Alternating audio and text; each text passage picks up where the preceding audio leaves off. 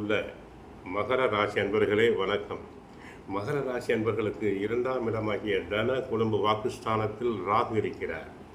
ஆகவே குடும்பத்தில் சிறு சிறு வாக்குவாதங்கள் வரலாம். குடும்பத்தில் 3ஆம் நபர்களின் தலையீட்டினை ஒதுக்குதல் வேண்டும். 3இல் தங்களுக்கு சனி பகவான் தற்சமயம் அவர் வக்கிரம் அலைந்து இருக்கிறார். 6ஆம் இடத்தில் செவ்வாய் சாதகம். ரியல் எஸ்டேட் துறை அன்பர்களுக்கு லாபம் அதிகரிக்கும். நிலப்புலன்களால் ஆதாயம் உண்டு. விவசாயம் செய்வோருக்கு ஆதாயம் அதிகரிக்கும். கால்நடைகள் நன்கு அபிவிருத்தி அடையும். அடுத்து சில விளையாட்டுத் துறையில் ஈடுபடும் மாணவர்களுக்கு பரிசு பாராட்டுதல்களை பெறலாம். செவ்வாய் சாதகம் என்பதால் உடன் பிறப்புகளின் ஆதரவு தங்களுக்கு உண்டு. குடும்பத்தில் மகிழ்ச்சி நடக்கும். மறைமுக எதிர்ப்புகள் அனைத்தும் தற்போது படிப்படியாக விலகும்.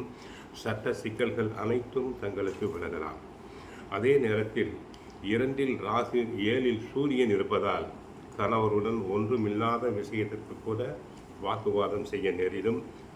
உத்தியோகத்தில் பிறரால் முடிக்க முடியாத வேலைகளை தாங்கள் எளிதாக முடித்து பாராட்டுதல்களை பெறுவீர்கள். மாணவர்கள் படிப்பில் சிறந்து விளங்குவது மட்டுமில்லாமல் நல்ல பரிசுகளை வெல்வீர்கள். சிலர் உயர்கல்விக்காக வெளி மாநிலங்கள் வெளிநாடுகளுக்கு சென்று வர வாய்ப்புகள் தங்களுக்கு உண்டு. சனி வக்கரம் இருப்பதால் தற்சமயம் உடல் நலனில் கவனம் தேவை. சிறு உபாதை என்றாலும் உடனே சென்று மருத்துவரை சந்தியுங்கள். அலுவலகத்தில் சிறு மனக்கசப்புகள் ஏற்படலாம். அதிக உழைப்பு, சோர்வு வரும். கூட்டாளிகளை முழுமையாக நம்புவதற்கு முன் தொழிலில் உங்களுடைய நேரடி கண்காணிப்பு தேவை. சிலருக்கு மூட்டு வலி வரலாம். பொறுமை அவசியம். கடன்களை அடைக்க வாய்ப்பு உண்டு. மற்றபடி தேவையில்லாமல் பிறர் விஷயங்களில் தலையிடுதல் வேண்டாம். கோவிலுக்கு சென்றால் கிருஷ்ண பரமாத்மாவை வழிபடுங்கள்.